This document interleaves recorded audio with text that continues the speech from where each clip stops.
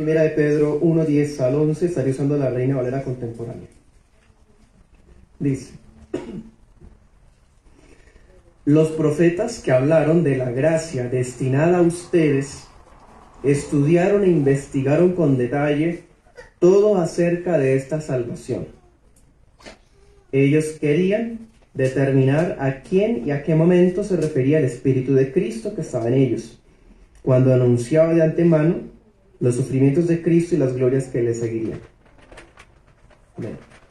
Bueno, el pastor Agustín ya oró por nosotros, así que comenzamos de una vez. Bien, en este primer texto que citamos, el apóstol Pedro nos enseña que los profetas del Antiguo Testamento fueron inspirados por el Espíritu Santo, ¿sí? Y esa inspiración orgánica no solamente sirvió para que ellos redactaran fielmente las Escrituras.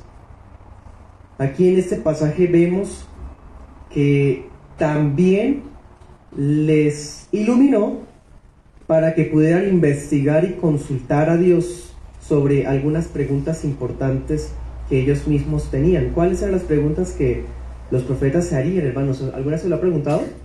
Bueno, aquí están. Eso es lo que ellos se preguntaban. Y algunas personas he escuchado que dicen que muchas veces los profetas hablaban de cosas que ni ellos sabían. Yo estoy en desacuerdo de esa idea, la verdad. Y creo, con base en ese texto, que no es así como piensan. Aquí está diciendo que ellos tenían preguntas. A veces quizás no comprendían con claridad algunas cosas que ellos mismos escribían, pero le preguntaban al Señor y el Señor les respondía. Y aquí lo estamos viendo. ¿Cuáles eran las preguntas de ellos? ¿A quién y a qué momento se refería las profecías que hablaban? ¿Sí? Y el Espíritu Santo que los inspiraba, que es el Espíritu de Cristo que estaba en ellos, les daba la respuesta a sus preguntas. Impresionante, ¿sí? ¿Y qué les mostró? Dice, los sufrimientos de Cristo y las glorias que le seguirían. Los profetas se les reveló eso, hermanos. Los 12 menores, los mayores, sabían la respuesta de todo esto, incluyendo a Samuel y a los otros que no escribieron libros, ¿sí? Entonces la revelación del Espíritu Santo no solamente fue para escribir, sino para la bendición de ellos mismos. En el versículo 12, 1 Pedro 1:12, dice: Dios les hizo saber que su tarea no era para ellos mismos, sino para nosotros, y que solo administraban lo que a ustedes ahora les anuncian aquellos que les han predicado el Evangelio por el Espíritu Santo enviado del cielo. Estas son cosas que aún los ángeles quisieran contemplar. Qué hermoso. Un ángel quisiera estar en la convención, hermano, para escuchar lo que aquí se habla literalmente, pero no tienen esa posibilidad. No tienen ese derecho ni siquiera a contemplar, porque estas cosas gloriosas nos fueron dadas a los seres humanos. ¿Sí? Qué lamentable es que no valoremos a veces con nuestra actitud, ¿no? O de pronto falta de atención, ¿no? Oportunidades como estas, o no solamente la convención, su iglesia local, el culto de la escuela. Quizás algunos dicen, no, para la escuela no llego más tardecito al culto, y pasan por alto de la escuela. Un ángel quisiera ir a la escuela, ¿no? A la escuela bíblica, en fin. Cuando Dios Espíritu les concedió comprender lo que preguntaban, ¿qué nos dice el apóstol? También les mostró que ellos solo servían como mayordomos. Ustedes se estarán preguntando, ¿qué tiene que ver eso con el evangelismo? Bueno, para acá vamos. El Espíritu Santo les respondió las preguntas que ellos tenían, pero también les mostró que ellos, los profetas, estaban sirviendo como mayordomos, como personas que trabajaban para el beneficio de otros. No era para ellos. Que todo lo que profetizaban era para otros, para creyentes del futuro. Usted y yo. El Espíritu Santo se lo mostró a ellos. ¿Sí? Así que ellos prácticamente estaban, el Señor les estaba anticipando la predicación del Evangelio. A ellos se les mostró el Evangelio, claro, quién y acerca de quién y qué momento, los sufrimientos y la gloria de Cristo, el Evangelio, ¿sí? Y esto también, que los beneficiados iban a ser otros. En otras palabras, se les mostró que el Evangelio iba a ser anunciado a las naciones. La Gran Comisión es el cumplimiento de una promesa del Antiguo Testamento. La Gran Comisión es el propagar de un mensaje que aún los ángeles quisieran escuchar. ¿Sí? En otras palabras, la Gran Comisión había sido anticipada, profetizada por Dios. Y Pedro, cuando nos enseña acerca de la Gran Comisión, ve la Gran Comisión como una labor divinamente designada a la iglesia en cumplimiento de las promesas de Dios. Y vamos a estar viendo que esa tarea se puede cumplir básicamente de dos formas. De un lado, proclamando el Evangelio a los no creyentes. De otro lado, manteniendo una vida de coherencia con nuestra predicación dentro y fuera de la iglesia. Bien, así estaremos estudiando este tema hoy. Primer punto, proclamando el Evangelio con nuestra voz. Segundo punto, viviendo el Evangelio dentro y fuera de la iglesia. Si le preguntamos al apóstol Pedro o le pedimos al Señor que Él nos haya escrito una carta, bueno, vamos a leer la carta que nos escribió. Le preguntamos qué piensa del evangelismo, vamos a leer las respuestas que el líder de los 12 nos tiene acerca de este tema. Primer punto, proclamando el Evangelio con nuestra voz. Primera de Pedro 5:12.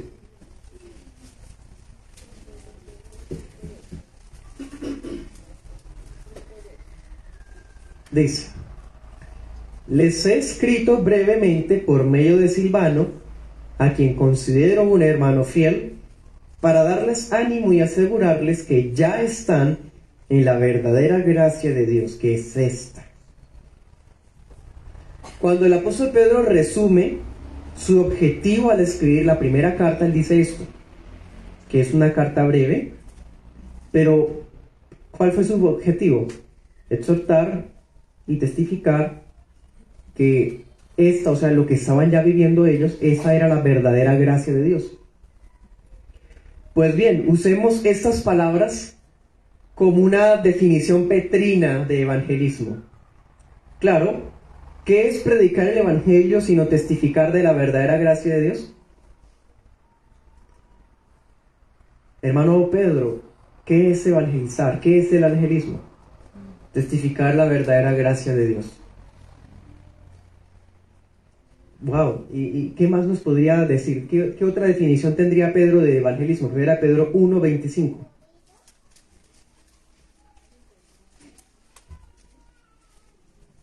¿Se acuerdan cuando en el 24:25 cita a Isaías y cuando dice que todo hombre es como hierba, pero la palabra de Dios permanece para siempre?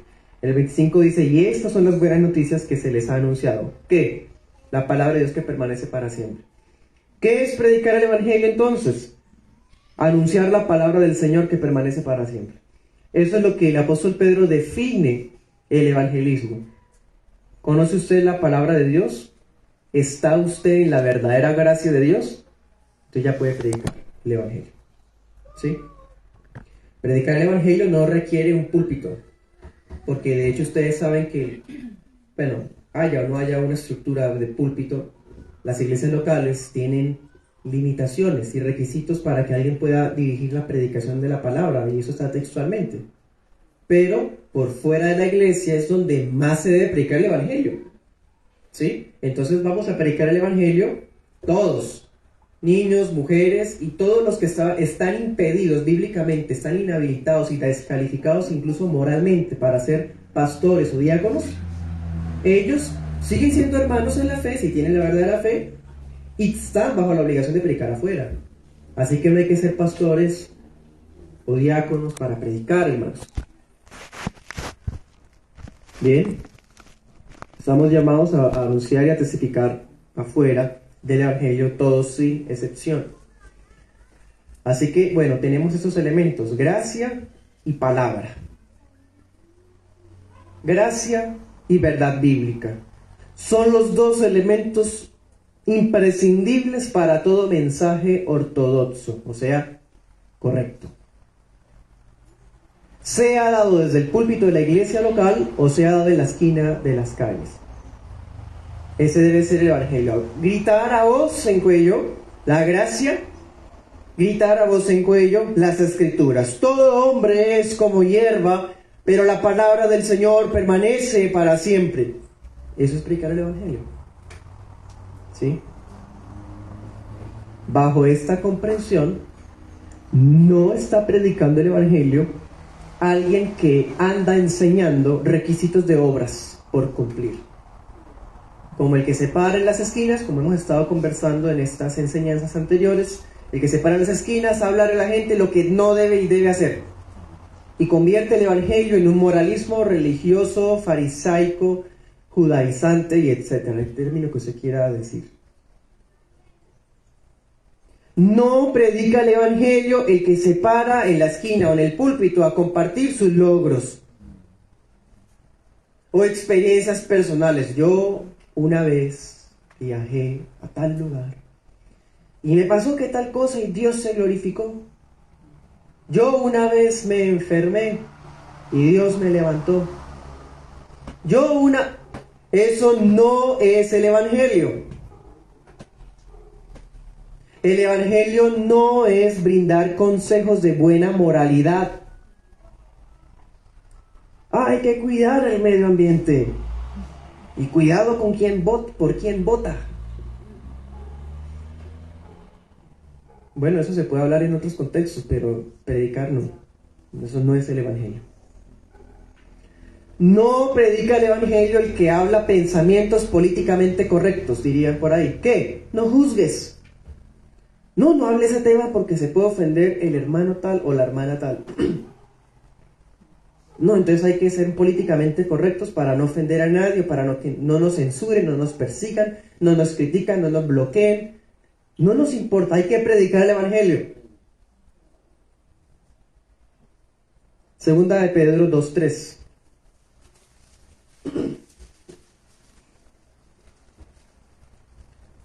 De hecho, el apóstol Pedro es muy directo al describirnos cómo es el mensaje de un falso maestro. Segunda de Pedro 2:3 dice: por su rapacidad, estos falsos maestros harán negocio con ustedes, dice en esta versión. En otras palabras fingidas, ¿sí? Fábulas artificiosas. Lean ahora 2 de Pedro 1:16. Porque cuando les hicimos saber que nuestro Señor Jesucristo vendrá con todo su poder, no lo hicimos siguiendo fábulas artificiosas, sino como quienes han visto su majestad con sus propios ojos. Dense cuenta, ¿no? Hay gente que, abro paréntesis, que dice que 2 de Pedro no la escribió Pedro. Hermanos, en los 3 discursos que vimos, Pedro siempre dijo, ¿sí o no? Yo fui testigo de estas cosas, ¿cierto? Aquí lo vemos otra vez diciéndolo. Otra característica que conecta que sí es Pedro. ¿Quién dice que no? Bueno, sí, ya los hay. Entonces, el apóstol Pedro es muy directo al afirmar que la predicación del evangelio no incluye hablar fábulas artificiosas. Se pueden, como diría el apóstol Pablo, se ubican en las iglesias para hablar de genealogías. Se pueden hablar e inventar cosas de ángeles. Y lo peor, algunos hacen tour. Van de tour al cielo y al infierno. Y usan los púlpitos para hablar lo que vieron y escucharon. Supuestamente. Eso no es el evangelio. O lo que soñaron la noche anterior. ¡Qué vergüenza! Eso son fábulas. Falsos maestros. Tampoco es hablar palabras fingidas. Simplemente para darle el toquecito de hombro al que está en pecado y decir, ay, pero no se preocupe que eso es un proceso. Pobrecito. No, palabras fingidas. Igual que los falsos maestros, ahorita el pastor José Camilo nos leía Mateo cuando decía que los falsos maestros se visten de ovejas. Sí, hablan delicadamente, suavemente, lentamente, pero son palabras fingidas realmente. Bien, 2 de Pedro 1:16 nos dice, sino como quienes han visto, o dice acá en otra versión, dar a conocer el poder y la venida de nuestro Señor Jesucristo. 2 de Pedro 1:16. Eso es evangelizar, eso es hablar del evangelio. Dar a conocer el poder y la venida de nuestro Señor Jesucristo, ¿sí? Lo mismo que había dicho en Hechos, ¿no? Se había incluido el tema de la segunda venida. Entonces sí se puede incluir, pero pues ya vimos puntualmente, sin distraernos, ¿sí? Conversábamos con una hermana, a veces al evangelizar a alguien se concentra en un punto y se hace necesario como enfocarnos para hablar de eso. Bueno, eso son excepciones. Entonces ahí veremos qué tan preparados estamos para resolver inquietudes, ¿sí? Pero no siempre es así. Bueno, y ojo, es preferible decir no sé y después hablamos a ponernos a inventar, hermanos. Cuidado. Primera de Pedro 2:9.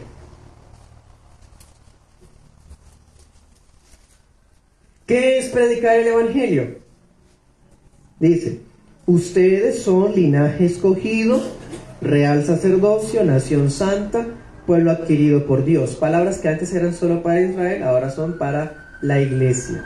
Porque la iglesia de Israel es un solo pueblo, no hay dos pueblos sino uno.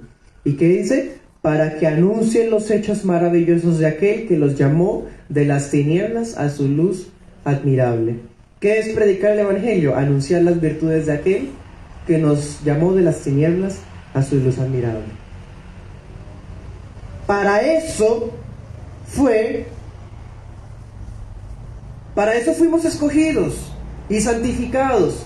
¿Cómo puede ser posible que hayan hermanos escogidos y santificados que no anuncian las virtudes de aquel que los llamó? No tiene sentido. O sea, si somos arrancados del reino de las tinieblas y somos instalados por gracia o injertados en el reino de la luz, ¿cómo vamos a quedarnos callados? Eso no puede ser. Si hasta usted, cuando conoce o tiene una nueva experiencia, conoce a alguien, conoce una nueva tierra, come algo que nunca había comido y empieza a hablar de eso, ¿cuánto más va a hablar del evangelio que está conociendo? La otra opción es que usted no lo ha conocido. Así de sencillo. Pero dice el apóstol Juan, ¿se acuerda? De lo que sabemos hablamos. De lo que conocemos y hemos visto testificamos. ¿Bien? Cuando llevamos el evangelio a los perdidos, estamos anunciando las perfecciones divinas del que nos llamó. Lo importante de los atributos de Dios. Las virtudes de aquel son los atributos de Dios, las perfecciones divinas. ¿Conoce usted los atributos de Dios? Omnipotente, omnisciente, omnipresente. Bueno, eso es lo más popular. Bueno, ¿y los otros? En la iglesia de Girón estudiamos 2 años y encontramos 24 atributos. Y nos faltaron más. 2 años, hermano. Falta más el resto de la vida. ¿Conoce usted al Señor en sus atributos mostrados en la Escritura? ¿Qué privilegio tenemos? No solamente conocerlo, sino anunciar las virtudes de Él. ¡Qué hermoso! La creación anuncia su poder, sus virtudes. Los animalitos anuncian sus virtudes. A nosotros nos corresponde anunciarlas, pero de una manera más puntual. Cosas que aún los ángeles quisieran contemplar. Segunda de Pedro 1:13.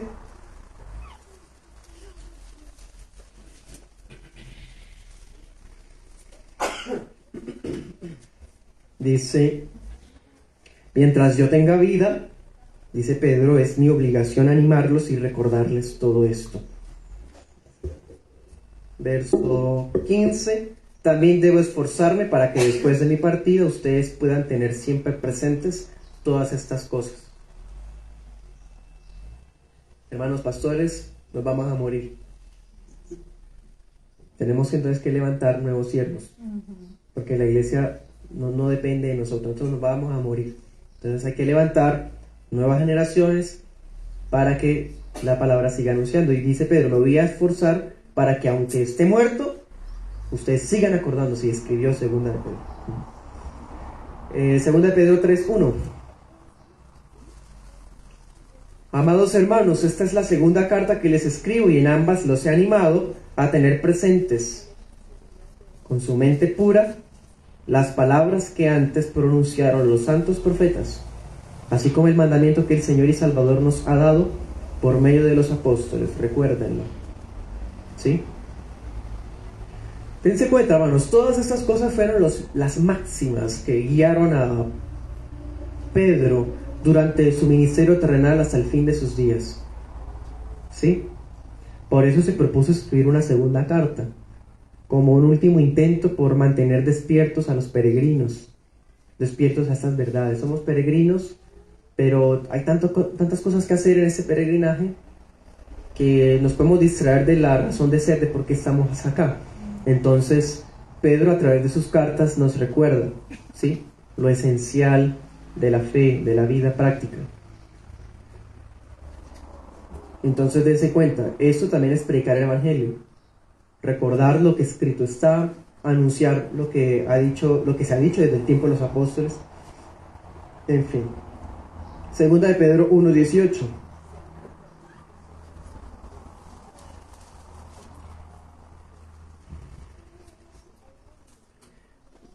Aquí hablando de los falsos maestros, dice: cuando hablan, lo hacen con palabras arrogantes y vanas. Mediante las pasiones humanas y el libertinaje seducen a los que habían comenzado a apartarse de los que viven en el error. Anoten ese texto, 1 de Juan 1, del 1 al 4. Ese es el otro versículo que está en otro libro. Anótenlo y lo lee luego. Ya hice referencia a él casualmente. 1 de Juan 1, del 1 al 4. Ahí está lo que les decía, que de lo que sabemos hablamos, ¿sí?, de lo que testificamos, lo que vimos testificamos, y bueno. Entonces, tanto lo que Pedro como los demás apóstoles oyeron, fue eso lo que hablaron. Así también nosotros, lo que hemos oído de las Escrituras, eso es de lo que estamos llamados a hablar. ¿Bien? Dense cuenta, toda esta primera parte que hemos estado verificando incluye la necesidad de proclamar el Evangelio a viva voz. ¿Sí? Si su merced tiene el don de la voz, algunas personas no lo tienen, es el propósito por el cual tenemos ese don, es para hablar las virtudes de aquel que nos rescató. Entonces requiere hacerlo a viva voz, ¿sí? Hablar la palabra. Yo sé que ustedes han sido testigos que hasta los pastores, en medio de disfonía, se han parado en los púlpitos a predicar, casi que sin voz, y habla la palabra. Mientras tengamos voz, tenemos que hablar la palabra, pero no solamente los pastores, usted también. Bueno, hoy día, aprovechando las redes sociales, por ejemplo, redes sociales que muchas veces intentan atraparnos y absorbernos demasiado, realmente debemos utilizarlas para esto, anunciar las virtudes de aquel. Qué triste es que creyentes publican en sus estados, en sus muros, bueno, lo que sea, un montón de vanidades, palabras hasta de motivación personal, frasecitas por ahí, hermanos, que las citaría cualquier incrédulo. Nada de palabra de Dios, nada de testimonio, puras selfies de sí mismo. O sea, es muy triste que tengamos esa actitud tan superficial todavía, muy lamentable. Y hago constancia que eso no solamente de los muchachos, no, y no solamente de las muchachas. Hermanos, seguramente usted se ha sorprendido, pero en vez de pensar en otro, tenga en cuenta las mismas cosas que usted publica. Bien, entonces hay que hacerlo a viva voz. Bueno, segundo punto, viviendo el Evangelio dentro y fuera de la iglesia. Y esta parte que vamos a hablar es clave. Qué bueno es, como decíamos anoche, aprovechar las puertas abiertas. Alguien me hizo un comentario, no lo había considerado, no me acordaba que esa expresión de puertas abiertas la utilizan otras personas para hablar hasta de demonios. No me acordaba de eso, hermanos, de verdad. Pero sabemos que bíblicamente nada que ver, eso es más bien asuntos de magia y brujería que se han metido en el lenguaje evangélico. Realmente las puertas abiertas es esto, oportunidades para hablar el evangelio. Bien, entonces no solamente hablamos el evangelio frente a puertas abiertas, oportunidades que se nos presentan para compartirle a alguien o a varios, como Pedro ese día que lo llevaron a una casa y de repente estaba llena la casa, ¿sí? Los hijos de Dios no solo deben hablar el testimonio de Cristo a los incrédulos, sino también testificarlo a través de una conducta coherente. Primera de Pedro 1:17. Y aquí entramos a una parte, hermanos, también sensible. Dice: si ustedes llaman padre a aquel que al juzgar se fija en lo que se ha hecho y no en quién lo hizo, vivan el resto de sus vidas en el temor de Dios. Condúzcanse en el temor de Dios. Una manera de proclamar el Evangelio, de acuerdo al apóstol Pedro, es conducirnos en el temor de Dios. ¿Usted quiere saber cuál es la mejor manera de estropear el Evangelio? Predique y viva al contrario de lo que predica. Hable de un Dios santo y viva como un impío. ¿Sí? Hable de la unidad y el amor en los hogares y propenda a la destrucción de los hogares y, bueno, en fin, separaciones y demás inmoralidades. Aquí la palabra nos está mostrando: debemos vivir y conducirnos el resto de nuestras vidas en el temor de Dios. Primera de Pedro 2:12, en la Nueva Traducción Viviente, dice: lleven una vida ejemplar entre sus vecinos no creyentes. Ayer mirábamos, Cornelio era incrédulo en el sentido de que no conocía a Cristo y vivía seguramente mejor que muchos que dicen que son cristianos. Pues entonces póngase a pensar, si en nuestra iglesia local tenemos miembros que viven peor que incrédulos, ¿el incrédulo de qué se va a convertir, hermano?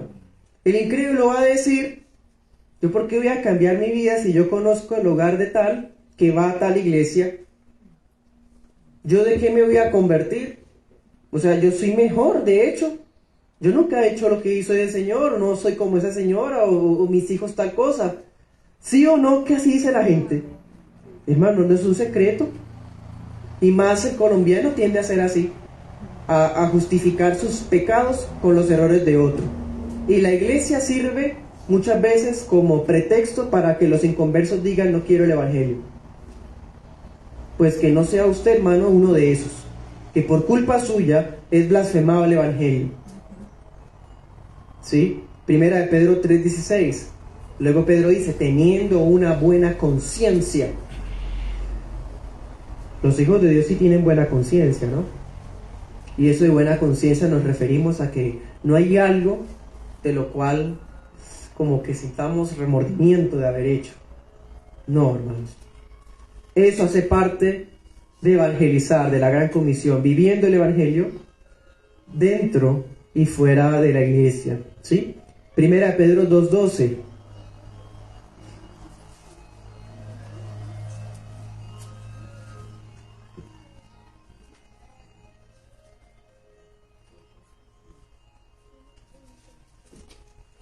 Dice: mantengan una buena conducta entre los no creyentes para que, aunque los acusen de malhechores, al ver las buenas obras de ustedes, glorifiquen a Dios el día que Él los visite. En otras palabras, las gentes del mundo pueden notar nuestras buenas obras. La gente se da cuenta, hermano. Y más que estamos rodeados de una tradición que enfatiza las obras. Entonces, por supuesto que van a fijarse en las obras. ¿Sí? No podemos entonces, con el pretexto de que la salvación no es por obras, vivir de una manera, ¿sí?, incoherente. Porque esta mañana también el pastor José Camilo nos decía: la fe que no tiene obras, ¿sí?, o sea, es muerta.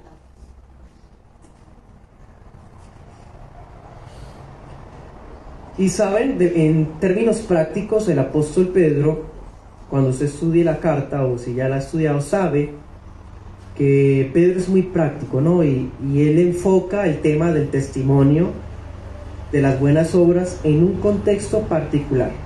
Especialmente, él habla muchas cosas, pero hay algo que él más se concentra: la actitud del creyente para con los superiores. Eso también incluye el testimonio del Evangelio. Primera de Pedro 2:13 dice: por causa del Señor, Muéstrense. ¿A quién? Al mundo. ¿Ven? Eso hace parte del testimonio del Evangelio. Muéstrense.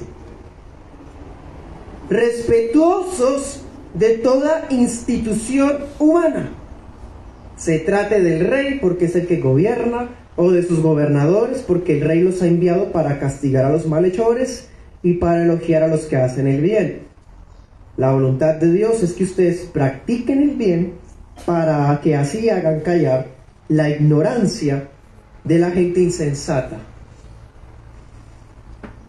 La gente a veces calumnia, se caracteriza al incrédulo porque hablan mal del cristiano. Así no tengan razón, nos tratan como malhechores. Pues bien, dice Pedro, cuando estén haciendo eso contra ustedes, que luego se avergüencen porque no es cierto. Pero qué triste fuera que lo que están diciendo sí es cierto.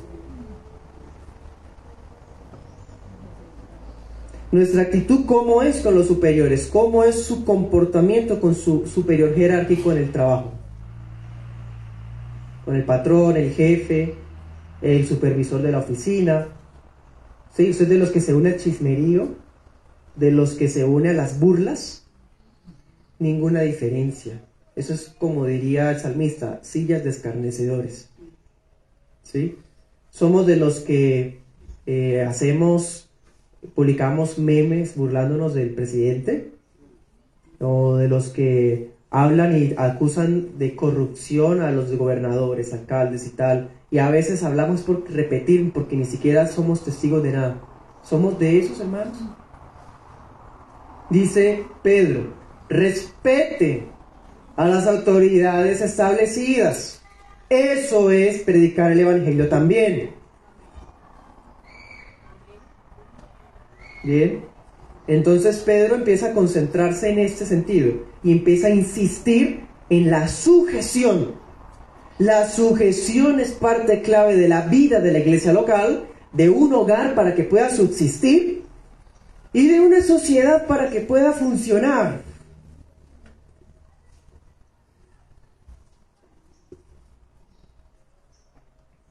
La sujeción hace parte de nuestro testimonio, hermanos. Ahora bien, abro un paréntesis. No podemos utilizar este consejo práctico de vivir el Evangelio con integridad como un pretexto para no hablarlo, porque siempre vamos a los extremos. Los unos hablan y hablan y hablan y sus vidas no reflejan la santidad. Pero hay otros que tienen tan buen testimonio, que pasa como el comentario que hice anoche que dijo el pastor Washer, que viven su vida recta de piedad y no le hablan a nadie.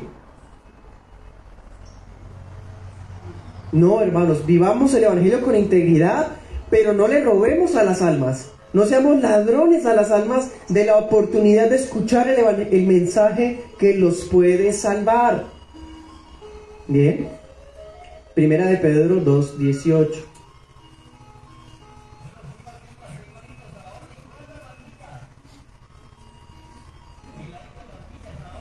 2:18 dice: ustedes los criados muéstrense respetuosos con sus amos, no solo con los que son buenos e indulgentes, sino también con los que son difíciles de sobrellevar. Sujeción. Es que uno no debe sujetarse a alguien que es así como un tirano. ¿Sí? ¿Será que Nerón era muy buena gente? ¿El emperador que asesinó al apóstol Pedro? Creo que no. Y Pedro está diciendo, sujétense. ¿Ustedes sabían que en ese contexto había esclavitud? Y que habían amos de verdad crueles, gente malvada que castigaba con golpes incluso, y tenían derecho a matar al esclavo porque el esclavo era un objeto. Y les dice Pedro, reclamen sus derechos. Ustedes son hijos del rey. No tienen por qué sujetarse. O sea, si es un hijo del diablo, no sé por qué. No, señores. Sujeción. Eso es vivir el Evangelio. Pero hay mucho creyente que está contaminado con ese espíritu revolucionario del mundo. Feminista, antisujeción, no se quiere sujetar a nadie. Lo vemos reflejado en las esposas, en las casas. Lo hemos reflejado en la iglesia, el hermanito que no le hace caso al pastor cuando el pastor da un consejo bíblico. Dice, obedezcan a sus pastores. En el trabajo se le da una diligencia por hacer y la hace a su manera, no acata y dice que es cristiano.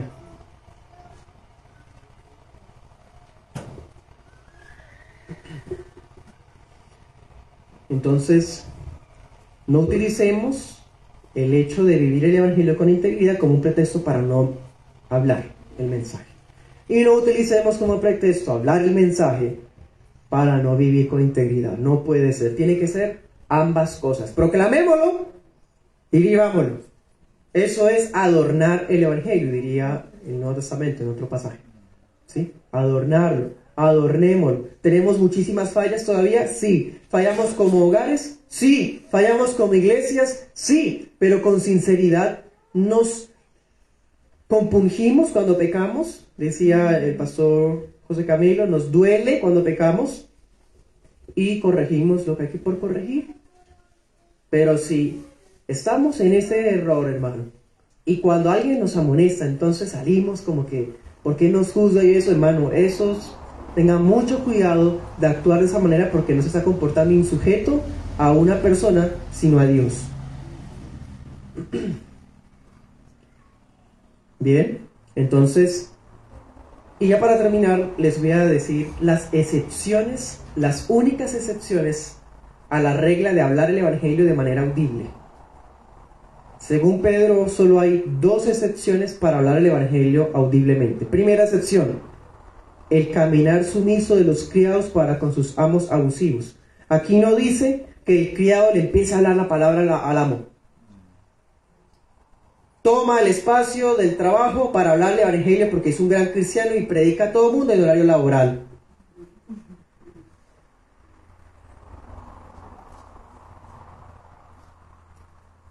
¿Cuál es el tipo de evangelismo que podemos cumplir en nuestros entornos laborales y académicos? ¿Cuál?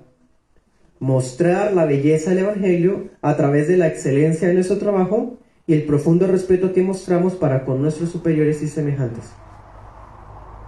No hace falta estar evangelizando en pleno trabajo, en plenas clases del colegio, de la universidad, ¿sí? Sino que vamos a mostrar el Evangelio en esos contextos. Bien, en ese sentido es como si la gente se acercara a preguntarnos. Ahí entonces sí vamos a hablar, compartirles. Pero no es tampoco, ¿cierto?, ser prudentes, estar hablando del Evangelio hasta en momentos. Es que dice que fuera a tiempo y fuera de tiempo. Armonía bíblica no significa entonces que en pleno trabajo interrumpimos y no, hermano, eso es ser imprudente, inmaduro, mejor dicho, está irrespetando la orden que aquí está dando el apóstol Pedro. ¿Y cuál es el segundo caso de un testimonio que no admite palabras? Primera de Pedro 3, 1 y 2. Dice, así también ustedes, esposas, respeten a sus esposos, a fin de que los que no creen a la palabra puedan ser ganados más por la conducta de ustedes que por sus palabras. Cuando ellos vean su conducta casta y respetuosa. Esa es la segunda excepción a la regla. El patrón de conducta apropiado dentro del hogar de una mujer que sufre el yugo desigual. La esposa que está casada con un marido incrédulo no está llamada a convertirse en la pastora del hogar, a sermonear al marido todos los días, hablar y fastidiarlo. No, dice acá, sin palabras se lo pueden ganar, porque ustedes mismas están viviendo el Evangelio. Y con su conducta casta y sumisa, eso los va a impactar a ellos. Sin palabra, pero no. ¿Qué encontramos actualmente? Además de que el feminismo se ha metido en las iglesias, mujeres insumisas que quieren llevar el control de las decisiones del hogar y no se callan. No le dan la oportunidad a que el marido sea el varón, a que el marido sea el hombre del hogar. No, ellas quieren siempre tomarlo. Y es más mal testimonio cuando el marido no es creyente. Yo he sabido de hogares que se han destruido porque es que Dios le mostró a ella que ella debía estar casada con un cristiano y no con un incrédulo. ¿Desde cuándo Dios muestra que un hogar se destruya y se separe, hermano? ¿Desde cuándo Dios cambió su voluntad de la indisolubilidad de un matrimonio, alentando a que las mujeres o los hombres adelanten procesos de divorcio? 1 Corintios 7 dice, el que está casado no busque desligarse. Es decir, en el contexto del matrimonio, el cristiano no debe ser figura activa de la búsqueda de un divorcio. Él es la figura pasiva. ¿Qué dice el texto de Corintios 7? El incrédulo es el que quiere irse. ¿Sí o no? ¿Qué dice eso? Pero no, entonces hay un inconveniente, un problema, y ya cristianos queriendo destruir sus hogares, dividirlos. Otro ejemplo de pésimo testimonio. ¿Qué diferencia hay, hermano? Hogares impíos, maridos borrachos, mujeres quizás adúlteras, que no tienen a Cristo y tienen como un montón de años de casados. Y los creyentes, en medio de sus conflictos, se quieren separar, no tienen ni 15 años de casados, ni 10, y ya, hermanos, por favor. Eso pasa por no obedecer la palabra, no acatar la palabra, conocerla, acatarla. Entonces dense cuenta, si usted quiere decir, no, es que no solamente hay que estar hablando del evangelio, también hay que vivirlo. Bueno, sí, pero hay dos excepciones que solamente les aplica a eso. Cuando estamos en el trabajo y la mujer que tiene un marido incrédulo, ¿sí? Si es por lo demás, estamos llamados a hablar el evangelio, hermano. Proclamar el evangelio a tiempo y fuera de tiempo, pero tener en cuenta la prudencia y la integridad, ¿sí? Les voy a decir dos aplicaciones ya para concluir. La primera, vamos a 2 de Pedro 2.5. 2 de Pedro 2.5. Si hubiésemos tenido la oportunidad de preguntarle a Pedro cuál era su predicador favorito, ¿ustedes saben qué diría él? Él hubiera dicho Noé. ¿Qué dice allá el pasaje? Ajá, dice la Nueva Biblia de las Américas, predicador de justicia. ¿Sí? Noé fue un modelo de enseñanza que impactó mucho. Por supuesto, el Señor Jesús es el rey, ¿sí?